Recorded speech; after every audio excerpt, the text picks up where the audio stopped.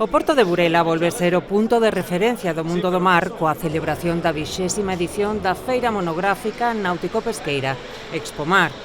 O deputado de Promoción Económica e Social, Pablo Rivera, participou este mércores xunto á alcaldesa de Burela, deputada provincial e presidenta da Fundación Expomar, Carmela López Moreno, na inauguración dunha nova edición da feira, unha cita coa que colabora a institución provincial cunha achega de 15.000 euros.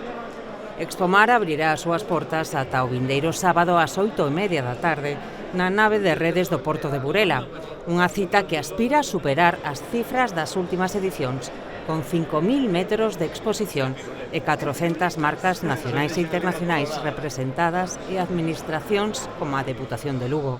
Durante a feira celebraránse encontros empresariais de organizacións pesqueiras e xornadas técnicas, onde se debaterán os principais retos do sector. Tamén haberá lugar para o espazo gastronómico, con distintas degustacións e demostracións,